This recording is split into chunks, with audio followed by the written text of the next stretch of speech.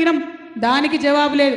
ఇవాళనంట మొత్తం ఇచ్చినటువంటి డేటా, వాళ్ళకు వచ్చినటువంటి డేటా అంతా తీసుకుపోయి ఒక ఇండిపెండెంట్ ఎక్స్పర్ట్ కమిటీకి ఇస్తారట. ఆ ఇండిపెండెంట్ ఎక్స్పర్ట్ కమిటీలు ఈ డేటాను అనలైజ్ చేస్తారంట. ఈ డేటాను వాళ్ళు అనలైజ్ చేసి మనకు డీటెయిల్స్ చెప్పే వరకు మనం ఎవ్వరం కూడా దాని మీద మాట్లాడొద్దట. దానికోసం నిన్న హెచ్చరిక జారీ చేసిరు. ఇగో, కులగణనపై ఎవరు మాట్లాడొద్దు, ప్రభుత్వము, నాయకులు, మీడియాకు ఎవరు కూడా మాట్లాడొద్దని ఇక్కడ అండర్లైన్ చేసి పెట్టినాం. స్వతంత్ర సంస్థనట, వీళ్ళు ఇండిపెండెంట్ సంస్థనట, వీళ్ళు మనకు హెచ్చరిక చేస్తున్నారు. మీరెవరు మాకు హెచ్చరిక చేయడానికి? మీకు ధైర్యం ఉంటే, మీకు నిజాయితీ ఉంటే, నిజంగా బీసీల పట్ల కాంగ్రెస్ పార్టీకి చిత్తశుద్ధి ఉంటే మొన్న వేసిన కులగణన వివరాలు మీరు అసెంబ్లీలో పెట్టండి. అందరూ మనిషిని పట్టుకుంటారు, మీరు అసెంబ్లీలో పెట్టండి. కానీ మీరు అసెంబ్లీలో పెట్టకుండా ఆ డేటాను తీసుకుపోయి ఆర్టిఫిషియల్ ఇంటెలిజెన్స్ యూజ్ చేసి అనలైజ్ చేసి ఆ తర్వాత మనకు రిజర్వేషన్ ఇస్తారట. మేమేం చేసినాం? బీఆర్ఎస్ పార్టీ నుండి ఆనాడు చేస్తే బాజాప్తా వెబ్సైట్లో పెట్టలేదా? పెట్టినాం. మీకెందుకు ధైర్యం లేదు? కాంగ్రెస్ పార్టీ చరిత్ర దయచేసి తెలుసుకోవాలి. 2011లో సోనియా గాంధీ గారి హయాంలో దేశంలో కులగన్న వేసిరు. 2011 నుంచి 2025 అంటే 14 ఏళ్లలో ఆ వివరాలు ఇంతవరకు ఇవ్వలే. కర్ణాటకలో కాంగ్రెస్ ప్రభుత్వం ఆధ్వర్యంలో 2015లో కులగణన వేసిరు, అంటే 10 ఏళ్ళు. అది ఇంతవరకు వివరాలు ఇవ్వలే.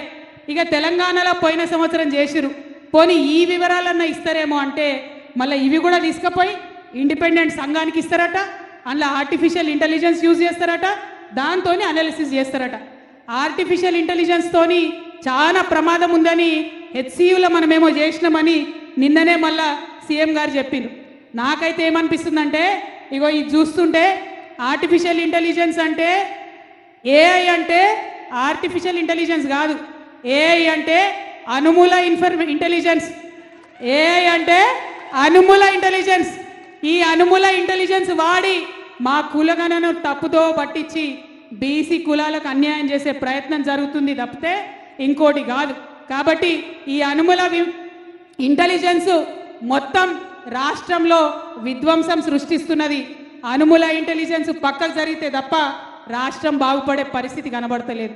అది కులగణన కావచ్చు, హెచ్సియు కావచ్చు, ఇంకోటి కావచ్చు. కాబట్టి ఇవాళ మనందరం కూడా ఈ వేదిక ద్వారా కోరేది ఒకటే, డిమాండ్ చేసేది ఒకటే. మొదటిది, మీరు అసెంబ్లీలో పూలే విగ్రహం పెట్టండి. రెండవది, కులగణన వివరాలు అసెంబ్లీలో పెట్టండి. మూడవది, బీసీ బిల్లులు ఏదైతే అసెంబ్లీలో పాస్ చేసిండ్రో అవి ఎక్కడున్నాయో చెప్పండి. ఎందుకంటే భారతీయ జనతా పార్టీ ఓపెన్గా చెప్పింది సుప్రీంకోర్టుకి, మేము బీసీలకు లెక్కలు తీయం, మేము బీసీలకి ఈ దేశంలో కులగన్న చేయమని బీజేపీ ఓపెన్గా చెప్పింది. మరి ఆ పార్టీకి ఎట్లా ఒత్తిడి పెంచాలి? అది ప్రజా ఉద్యమాల ద్వారా ఒత్తిడి పెంచుదామా, రాజకీయ పరంగా ఒత్తిడి పెంచుదామా?